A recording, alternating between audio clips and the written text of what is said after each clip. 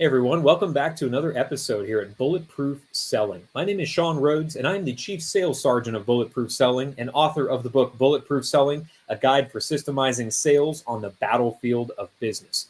Now, people hear this term battlefield of business and they think, well, that's a pretty militant way to look at sales and business. But I'm going to tell you a secret. If you're in sales, whether you are an entrepreneur or whether you are a salesperson that's been selling for years, you're on the front lines of your business because you're the one that has contact with people that have the ability to say yay or nay to your products or services. And if you're on the front lines, well, by definition, it means you're in a battle. Now, thankfully, you're not in a battle where you're getting shot at. I've been to those places. It's not a great lifestyle to maintain for a long period of time. But the battle that you're in is a battle against everything else that was on your prospect's calendar that day. It's a battle against your competition. It's a battle against sometimes your own mindset, that little voice that says, is this really the right career for me, to get rejected over and over again? Well, on this battlefield, the ones that are most successful are the ones that aren't hoping for their success. Whether you're on an actual battlefield or on the battlefield of business, hope is not the strategy that you should fall back on. So here at Bulletproof Selling, since day one, we've been showing up with guests to deconstruct where hope might be entering the plan on your end, and to make sure that we're removing it every single day with great systems, great process, great best practices. So we've been able to have on quite an interesting group of people here as our guests. We've been able to have on Hall of Fame speakers, best-selling authors, people that were managing international sales teams, and even the folks that are out there helping salespeople and entrepreneurs achieve their dreams to make sure that they're using great process and great best practices. And every one of these episodes, we produce a sales system. Whatever that issue is that we identify with our guests, we build a process out that you can use as a listener, no matter the size of your team or the size of your goals. Now, something that we try to focus on a lot here is the idea of doing more with less, being more efficient, being better at the very simple parts of what it means to sell. And that doesn't mean necessarily diving into an 80-hour work week, driving more dials so you can generate more meetings, so that you can have more deals, so that you can generate more revenue. Sales math is a thing, but what we discovered in the military was preparing for the battlefield in our minds was a lot different than what it actually looked like once we got out there in the field. So what we learned to do was not necessarily produce the plan in an ideal world. And what I mean by that is we assume as salespeople, everything's going to go right because we tend to be very positive folks, right, in sales. What happens though when we begin making calls, when we're in those meetings, stuff goes differently almost immediately. We had a saying on the battlefield that no plan survives contact with the enemy. If you've been in sales long enough, you know that no plan survives contact with a prospect who's in a bad mood, who had a bad week, who's wondering why you're taking up their time that day. So to help us address this problem, something that I think is a first for us at Bulletproof Selling, we've got a husband and wife team that are going to be joining us today. So without further ado, it's my pleasure to welcome to the show on Bulletproof Selling, Julie Barlow and Jean-Benoît Nadeau. Welcome to Bulletproof Selling, my friends. Thank you. Thank you for having us. Pleasure to be here. And so normally we have on sales leaders, we have on people that are managing sales teams, but you all as a husband and wife duo are in a little bit of a different industry that still requires you to sell every day. So talk to us a little bit about the industry that you're in, where sales factors in, and what you're doing to help salespeople today. Okay. Well, we are, as you said, a husband and wife team. We're both writers with a journalism background and authors. And we've been writing now. We've been working as professional writers for well over 30 years. We have 15 books under our collective belts. And so it's a little funny to be here indeed, because I mean, we would seem like we're on the complete opposite spectrum from, you as someone from a military background, but a lot of what you said in your introduction rings true for us as well. And I guess the inspiration behind the book, our book Going Solo, which was written for self-employed people trying to get started or improve their business. It basically boils down to thinking like a business. And for creators, it would have started with us talking to other writers, and thinking about how people are often at a sort of blocked by the idea of doing something they're passionate about. And then they have to realize that, it is a business. So it can be hard for people to get from being passionate about what they want to do and creative to stepping back and doing what you need to do to succeed as a business. Which is introducing some process in what you do, and method. And because one thing I realized quite early is that the person who earns $300,000 per year doesn't work 10 times more than the person earning 30,000. They they do things differently. A business has five basic functions. It has research as a function, production, sales, financing, and managing. Those are the five organs of any business. If you neglect one, you die, more Yeah. or less rapidly, but you will. And this is true for a self-employed creator like us. It's true for Circle K. It's true for ESSO, Mobile. It's true for a philanthropic organization, whatever organization is in that situation. And another thing we understood in a case of a business like us, the most important process is probably what we call negotiating, which is sort of at the junction of selling and production. And and people often make the mistake of trying to negotiate price, but that's a mistake. There's a lot of things you can negotiate aside from price and get on top and get better earnings. So we have two full chapters just on negotiation Yeah. and how we do that. And also, And for those people watching this right now or listening to us, you may think to yourself, well, these folks are all about entrepreneurs. What does this have to do with me? In sales, by definition, you are a solo operator because you're responsible for generating results individually, in addition to working with your organization to generate those results. So this is absolutely true for entrepreneurs as well as salespeople. It's why when I heard, this husband and wife duo with this book Going Solo, I thought to myself, well, every salesperson I know is operating solo. So the stuff we're going to talk about today absolutely applies to every single individual listening, whether you are an entrepreneur, a business person, or whether you're part of a massive sales team. You're responsible for doing all the things that John and Julie just said. So I want to ask a question around the idea you brought up, Jean, of the working, for $300,000 a year doesn't mean working 10 times harder. No. Yet, as a new business person, as a new salesperson, often that's what we think because we hear this idea of hustle, of grinding, of putting in these 80 or 120-hour weeks as what it takes to start in a business to become successful. What have you two found as writers, where you still have to sell your work to the publications that you're producing them for?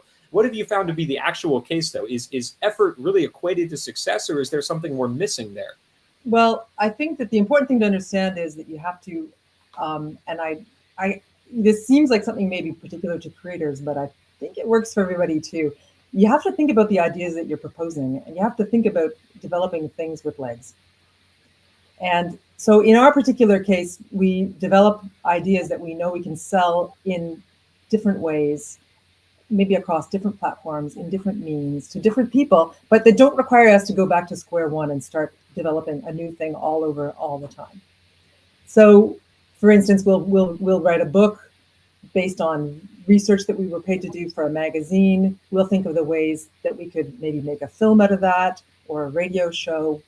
Then we will start to think about, again, more things that come out of that. It could lead to another project, but basically we try to find ideas that grow all by themselves and that we can use on different platforms. And these days there are many, many ways to sell your content, what the business now calls content. And thinking about things before you start that are going to have that potential is really important. Yeah. I've just finished a book about reading a book about Charles Dickens, and he was we're just about before Christmas Carol, and all, but he was a very shrewd businessman, and he had an expression. He called it making the copyright work. So he said, his idea is that if I want to earn a good living as a writer, it's not just about writing. I develop copyright, and I have to make that copyright work for me, And so the idea then that when you negotiate, you just negotiate about price is wrong, because at the basis, it's about ownership, especially in a business like us, where we have copyright. At the moment we create, the fact of creating creates a copyright.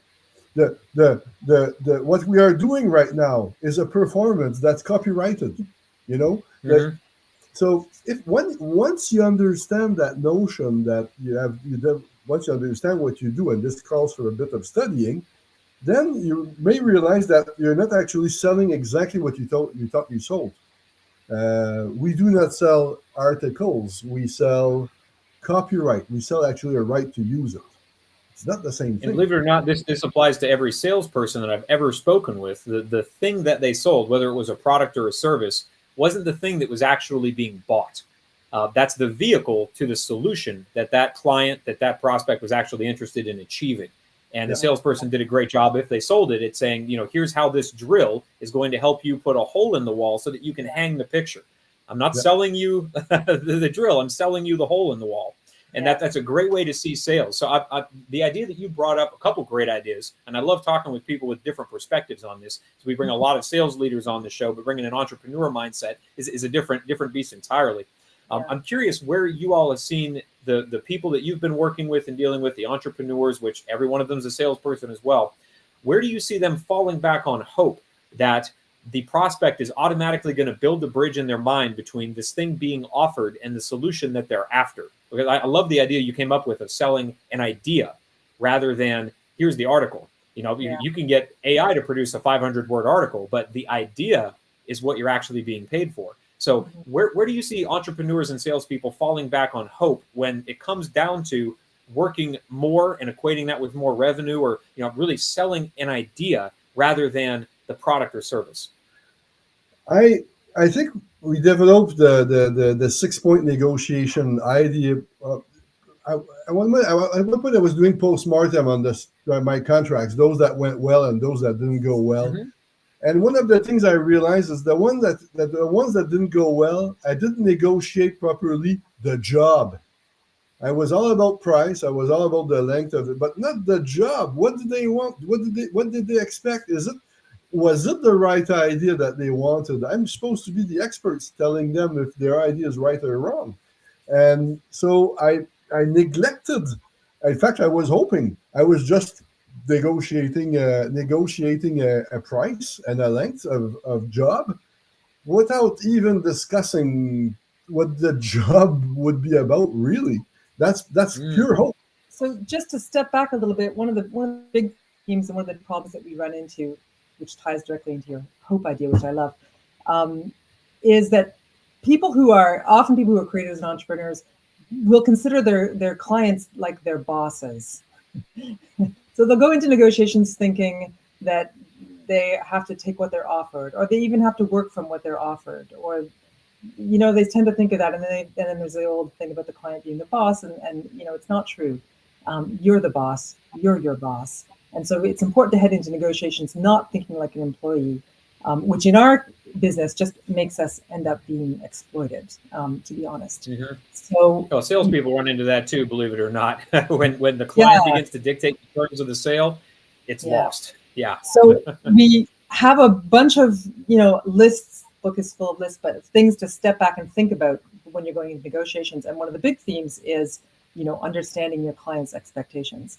And a lot of the problems when you end up in a trap, it's because you didn't really understand what they understand about what you do. It's important for them to understand the size of the job, whether it's an unusual or a standard kind of thing to do, what kind of, what they are looking at as a timeline, and whether that's realistic for you, whether the location suits you, you're going to have to travel, you're going to have to do other things. I mean, there's a whole bunch of stuff that you have to lay out with people. And at the same time, you need to know that stuff to set your price, but you need them to understand well what the job is about before, because that's when things start going south, when, in our experience, when they don't understand what we're doing, when we haven't made them understand what we're doing first to solve their problems, as you earlier said, to find a solution. So that's really important. So that's where things start, with communication and asking them questions. Let's actually start here, because this is a beautiful sales system to build that we haven't done yet here at Bulletproof Selling. We've got more than 100 systems kind of in the quiver, but we've never built one on systemizing the sale around the result rather than the sale itself, which the price, the terms, the conditions. If we can systemize a way to sell on a result basis, I think that's going to help us accelerate our sales cycle, connect with clients better. So let's build this into a great system. In the military, we learned that just about everything we do had an acronym attached to it. So here at Bulletproof Selling, same thing. We know that every new system we use as a salesperson or an entrepreneur helps us trim hope away from how we sell and from our business. So we use this acronym TRIM. Now, the T in TRIM, when we build this sales system, is the trigger. So I need to know, when do I begin to apply this system in a selling relationship?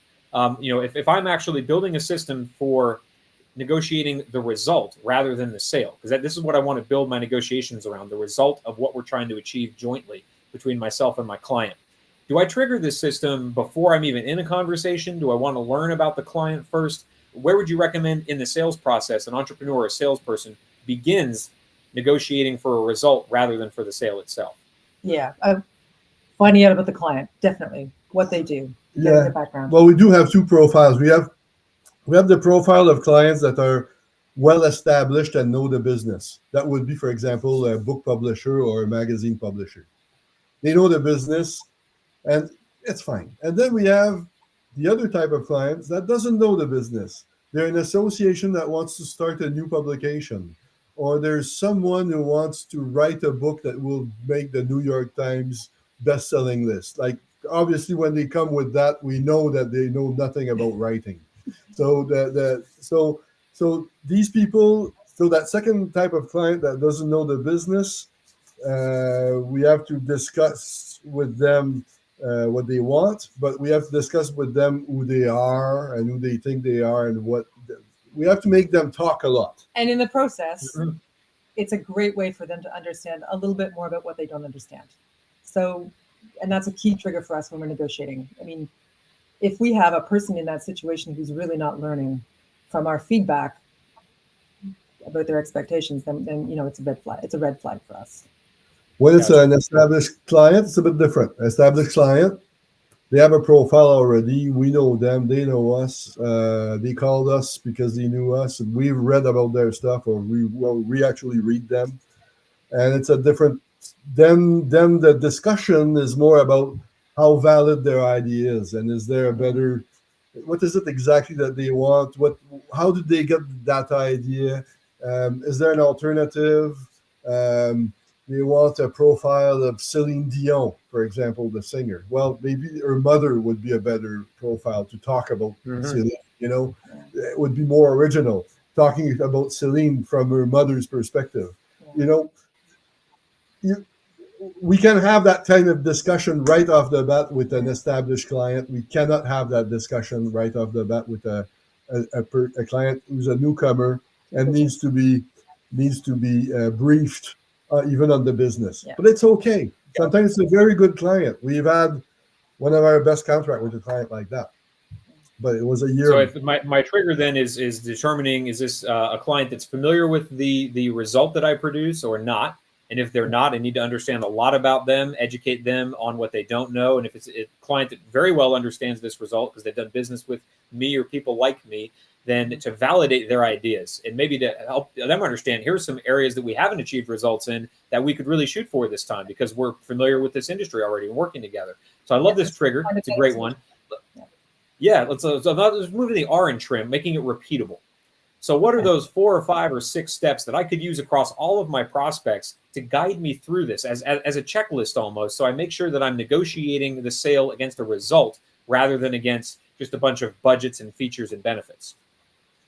Okay, so the 6 points for us are the job, the conditions, which is not exactly the same thing, price and ownership, and expenses and terms. For us, those 6 items are critical. And even if we don't get more money or a better price, if the other things are favorable, it might be very profitable. For example, terms. You have a $50,000 contract and you're paid $50,000 8 months after doing the job. Imagine, not good. What you want is to be paid $5,000 every month for the 10 months it takes. That's it. Same money, completely different impact on your finances and your capacity to do the next job after, right? Ownership, critical for us. Yeah. Do they want ownership on what we will do, or exclusive or non-exclusive? All these questions. But at the beginning, the job and the conditions. Typical condition for us, for example, is we have a client and they want us to write a book on them. It's a company. There's 6 levels of vice president. We absolutely have to impose that they have one spokesperson who gathers comments on their end and gives them to us. Otherwise, we manage all the comments internally, and it can become hell. So that is the job, and but the conditions of doing that. So the job, what sort of book do they want, for example, or what sort of magazine do they want?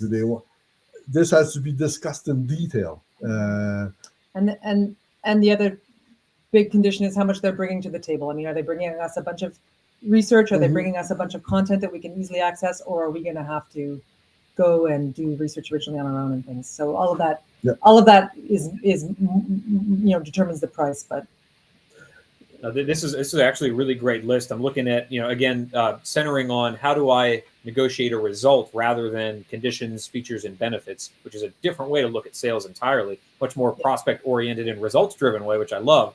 So you've talked about the job. What does the ideal outcome look like? I better learn that early. Talked about the conditions, what allows us to get this done most efficiently and effectively, and I better get that out on the table now so we find out if we can actually work together. Price and ownership, who's going to own the outcome here, and how are we going to work together to make sure that's achieved? And expenses and terms. Is this an agreement that we can both be happy with, or are you going to be upset that I ask for $5,000 a month for 10 months to get my full fee, rather than waiting, until 8 months later to pay me the full fee all at one lump sum?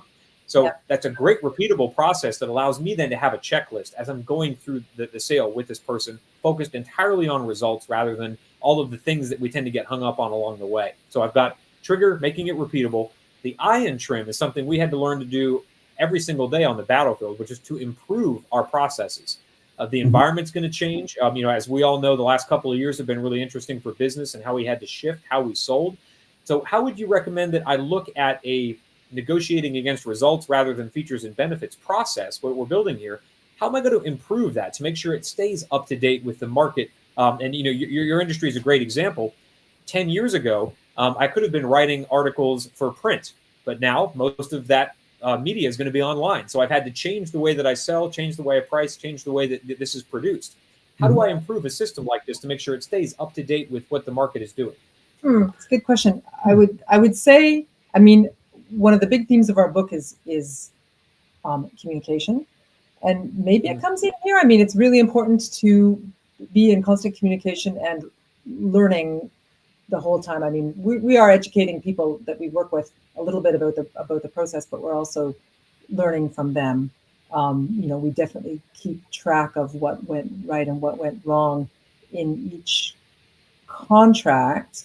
So there's that. It's really important to keep the communication lines open so that you are understanding. We do make mistakes. We do judge poorly at times about what clients' expectations are too, and it's important to keep getting that feedback about their expectations. I would say that's probably the main way we can improve communicating. Belonging to associations. I put a lot of value on being part of an association of journalists and being current on evolution of policies, even. And government policies. Where is copyright going? Where's copyright going now with AI? All these questions are in. You mentioned learning. Learning. Basically. You mentioned a very good example. 20 years ago, when our business was print-based, the capacity of reselling an article was high.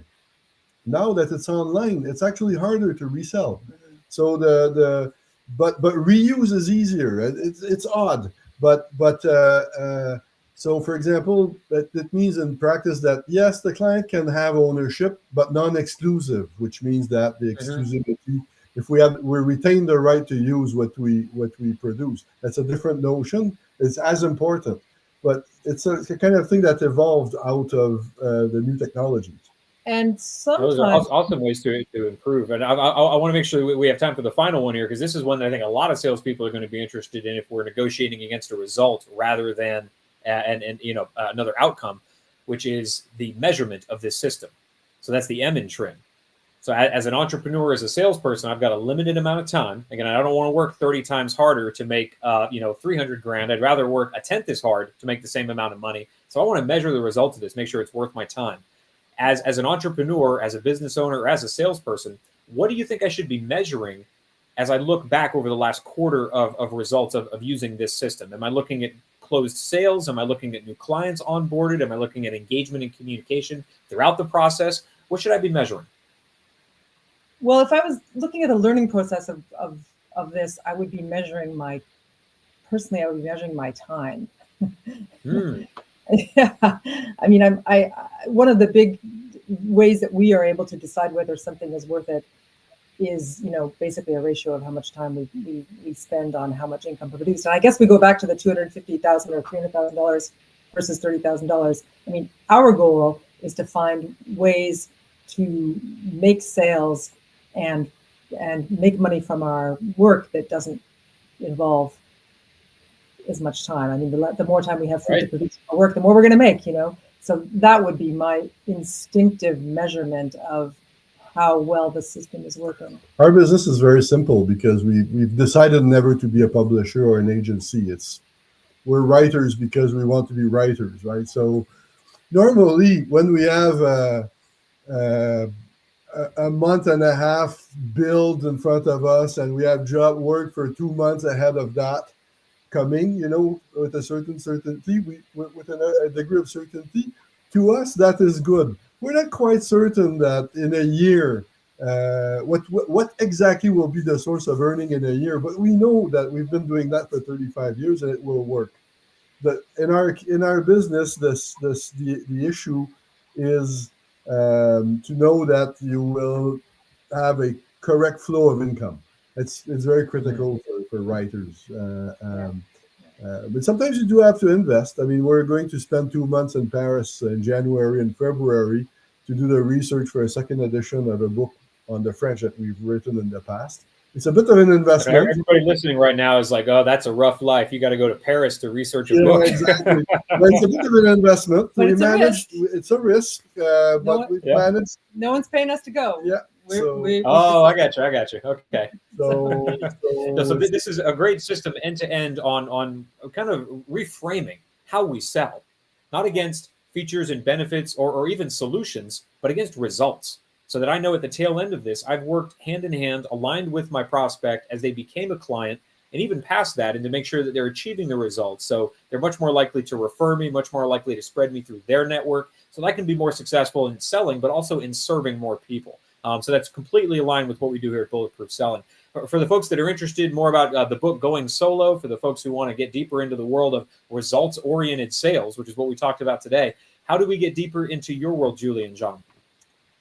Well, the book is available. Going Solo is available on Amazon and all bookstores. Barnes and Noble. Yes. There's a Canadian version and an American. Make sure you've got the U.S. version if you're listening in the United States. The Canadian version has a little flag in the corner. Maple leaf flag in the corner. Cannot be missed.